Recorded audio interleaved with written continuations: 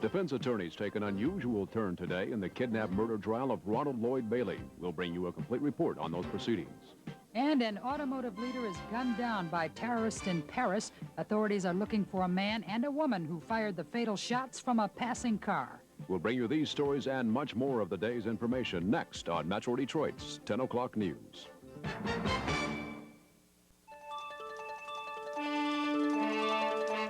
You're in touch with Metro Detroit's 10 o'clock news.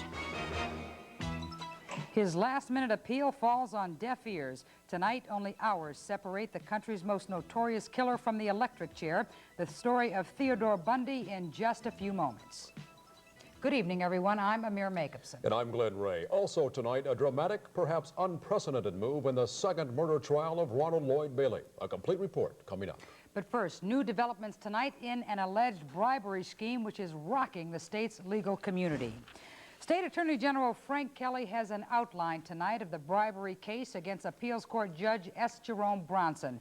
Bronson, as we reported to you Friday night, killed himself after being arraigned on bribery charges. Kelly confirms that the 56-year-old judge made the first overture, offering a favorable judgment in a lawsuit against Ford Motor Company in exchange for $40,000. Kelly says that Bronson made the offer through a middleman, former Circuit Court Judge James Cannon, to attorney James Finn, and Finn notified authorities.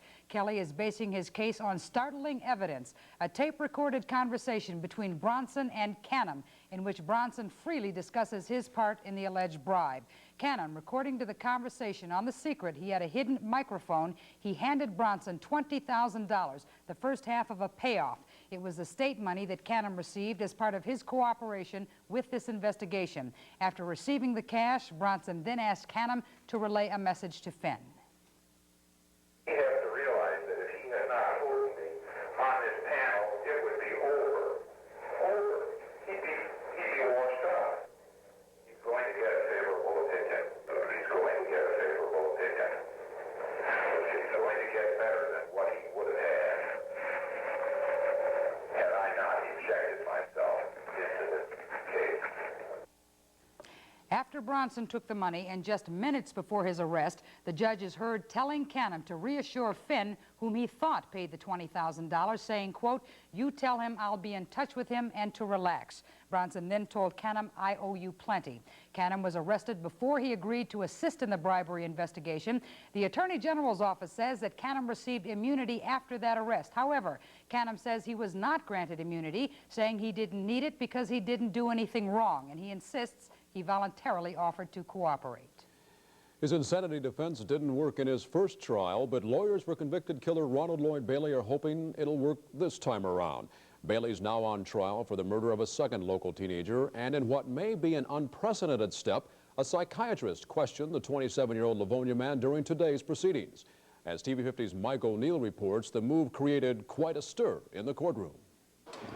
In Ronald Bailey's trial for the murder of Sean Moore, jurors did not believe the testimony of Dr. Joel Dreyer that Bailey is insane.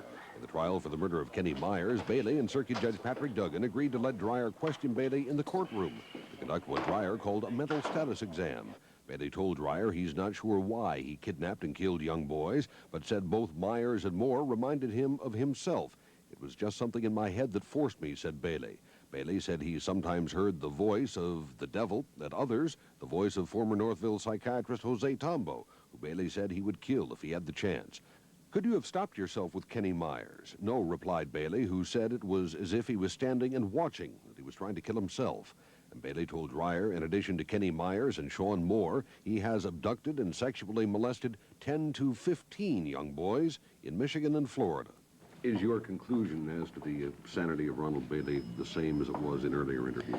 Very much the same. If anything, it's been clearly strengthened. How's that? Because even with a whole audience of reporters and human beings and observers and family member and a judge and people like yourself, he still told it like he told it to me in the confines of a jail. So obviously he was willing to share those deep feelings with a lot of people. And I'm sure it's true. That is not a view shared, though, by examiners at the State Center for Forensic Psychiatry, who will be testifying for the prosecution. Cross-examination of Dr. Dreyer is expected to conclude in the morning. Then Ronald Bailey will be on the stand to be questioned, this time not by a psychiatrist, but by the prosecutor. In downtown Detroit, Mike O'Neill, TV 50 News. Barring any last-minute stay of execution, Ted Bundy, one of the country's most notorious murderers, will die in the Florida electric chair. The Florida Supreme Court has rejected the latest appeals on his behalf. He is scheduled to die tomorrow morning for the murder of a 12-year-old girl. Bundy was also accused of the murder of a Dearborn nurse, but was convicted in Florida on murder charges.